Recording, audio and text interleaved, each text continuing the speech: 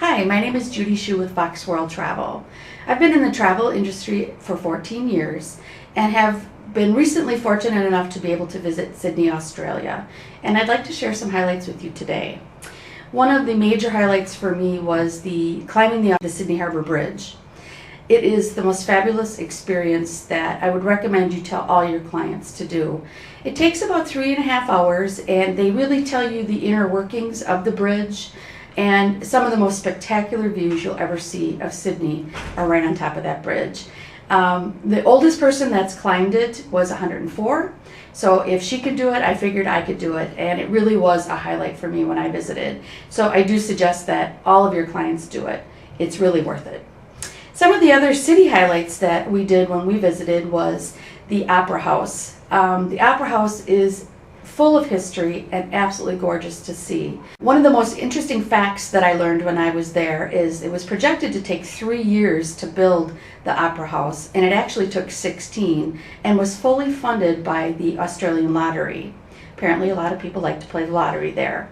The tour that we took really gave us the history of the Opera House from conception. They show you the initial drawings all the way to the current state, which is renovations. So I really do suggest that you take the tour and really get inside. You can see some of the performing arts areas. It's really a beautiful place. Right along outside the Opera House are a lot of shops and restaurants right on the waterfront. Really a great place just to kind of people watch and take in lunch. On the west side is Darling Harbour, which really boasts the Sydney Aquarium. There's a casino there, there's a Chinese garden, a maritime museum, and a wildlife world. So a great area right in one central location. You could spend a whole day there really just exploring lots of things to do. Again, many waterfront restaurants and shops. They've really taken advantage of their waterfront properties, and there's so much to do in that area, so you could truly spend a full day there. The other area is the Rocks area, which is the historical part of Sydney. Most of the buildings that are in the Rocks area are the first buildings that were ever built in Sydney. They really do right now boast restaurants and shopping, but when you go into them, the people that work there are so willing to share with you the history of the building that they reside in. So kind of a neat way to see how Sydney really started and what some of their first initial buildings really look like there. King's Cross area has been long known for the drug and red light district. It boasts a lot of tacky nightclubs and strip joints. Kind of interesting to see during the day, but not for the faint at heart in the evenings.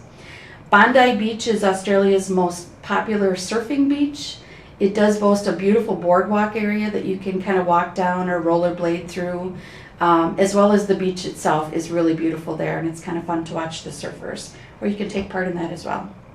About 1.5 miles from the city is Oxford Street and Paddington Heights Street, which is really the fashion district of Sydney.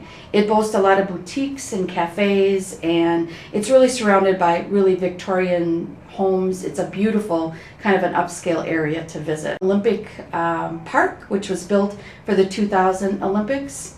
They still do many outdoor activities right at the park. So because it was built for the Olympics, they have continued to use it even after the Olympics. So a lot of shows and concerts, that type of thing, are actually held at the park. One suggestion for your clients, if they're in that Sydney Opera House area, across the harbour is a restaurant called the Waterfront Restaurant. It's a absolutely beautiful view. It's all outdoor dining. It's in a historic building that was built in 1788. And again, the locals that work there will tell you the history. The history is on the menu. But it's a great seafood restaurant with spectacular views. So they can dine there for lunch or for dinner, but it's definitely a must-do for clients. So it is something that I would really suggest that you recommend to them. For your families, there's Featherdale Wildlife Park. It's a hands-on zoo where you can actually feed the kangaroos and hold the koalas. Very economical, but very nice area for those traveling with children that want to get up close and personal with the wildlife of Australia. The Blue Mountain Canyons is a great stop for your active travelers who would like to hike and see some of the most beautiful sights of Australia. In there you can see Govett Peak and the Three Sisters, which if you've read anything about Australia, you'll definitely know the Three Sister Peaks. Jameson Valley, which is a rainforest, which has some beautiful groomed hiking trails that go right through the rainforest. They have one of the world's largest gondolas that actually runs through the rainforest. Definitely, again, for your active clients, for clients that have families that have never been in a rainforest, it's a beautiful, beautiful sight to see. And beyond that is the Blue Mountain National Park, where people can come in and do camping. Right out in the camping area, there are kangaroos that are out in the wild. So you could be tenting and actually have a kangaroo right outside your tent. Also a great place for your bird watchers. The trees are full of wild cockatoos and rare birds. So a great place just to kind of spend the day for a picnic, or if you want to camp overnight, that would be an awesome place to. I would recommend to your clients as a good value, especially for families or even for couples traveling together or friends. The See Sydney and Beyond card gets you into 40 of the most popular attractions in Sydney. It's a great value for clients, so it's something I would recommend to you. Really, it's a very, very large country. Sydney is just a very small part of it. There's so much to do just in Sydney. But if your clients have the time, I'd really recommend that they do more of the territory so they can see more, spend more time. If you're going that far, seeing just Sydney is just not enough.